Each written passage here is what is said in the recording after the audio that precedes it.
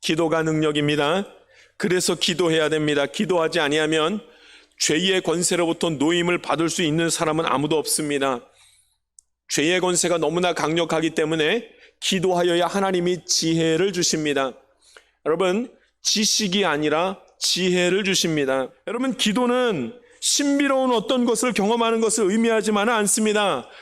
기도할 때 하나님께서 지혜를 주십니다. 하나님이 기뻐하시는 것이 무엇이고 하나님께서 원하시는 그 길들이 어느 길인지를 아는 지혜가 생겨나기 시작합니다. 기도 중에 깨닫게 되는 지혜가 어떤 지혜인가? 어려움을 이길 수 있는 지혜를 얻게 될 줄 믿습니다. 하나님께서 보여주시는 것이 있기 때문에 그렇습니다. 고통스러운 순간이 옥에 갇혀서 절망 가운데 있을 때 바울과 실라가 한 일이 무엇이냐면 뭐했다고요? 기도했습니다. 왜냐하면 기도해야 이 어려움을 이겨낼 수 있기 때문에 그렇습니다. 기도했습니다. 기도하면 고난이 끝나는구나, 고난이 사라지는구나, 여러분 이런 착각이 들 가능성이 있습니다. 여러분 그렇지는 않습니다. 저는 그래서 고난을 이기는 지혜가 아니라 고난을 감당하는 지혜를 하나님이 주신다, 이렇게 말하는 것이 옳다고 봅니다.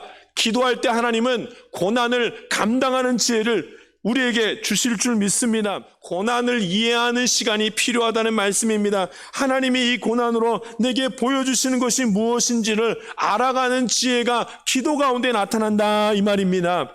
고난 가운데 하나님이 나와 함께 하시는 거를 하는지를, 하나님이 함께 하는지 함께 하지 않는지를 확인하는 시간을 기도 가운데 갖는 것입니다. 두 번째입니다. 기도하는 자는 마음이 넉넉해지는 지혜를 갖습니다. 어떤 지혜요? 마음이 넉넉해지는 지혜를 갖습니다.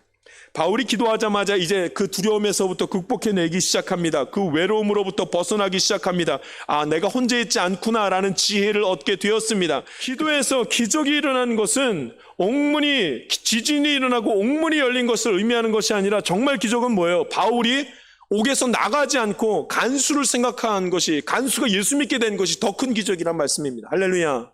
기적이 뭔지 우리가 바로 알아야 됩니다. 세 번째입니다. 기도하는 중에 구원의 역사를 깨닫는 지혜를 갖습니다.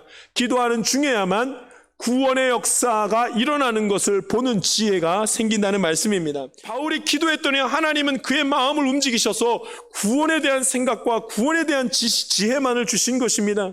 그래서 옥에서 나가는 것이 구원이 아니라 한 사람이 실족하지 않는 것이 구원이라고 믿고, 그래서 간수보러 우리가 다 여기 있다고 말한 것입니다. 어떻게 해서 이 간수가 예수를 믿게 되었습니까? 하나입니다. 바울이 그냥 하나님의 말씀을 선포할 때에 그가 예수를 믿게 되었습니다. 주 예수를 믿으라, 그리하면 너와 내 집이 구원을 받으리라 말씀을 선포했습니다. 기도 중에 믿는 마음으로 말씀을 선포했습니다. 그랬더니 그가 예수를 믿은 것입니다. 우리가 구원을 받는 것은 오직 하나님의 은혜입니다. 우리가 구원이 일어나는 일들을 보게 되는 것은 내가 뭘 노력해서 전도해서가 아니라 말씀을 선포하게 될 때 하나님께서 그 일들을 행하시는 줄 믿습니다. 하나님이 하실 줄 믿습니다. 그러나 세상 사람들과 우리가 다른 것은 딱 한 가지가 있습니다. 우리는 하나님께 기도하는 자들입니다. 하나님 앞에 기도하게 될 때 하나님께서 지혜를 주셔서, 하나님이 주시는 지혜로 말미암아 하나님이 이 땅을 창조하셨을 때에 그때 인간을 창조하시면서 만들어 놓으신 그 모습으로 인간이 그 인생을 살아가려고 하는 그 지혜를 갖게 된다는 사실입니다.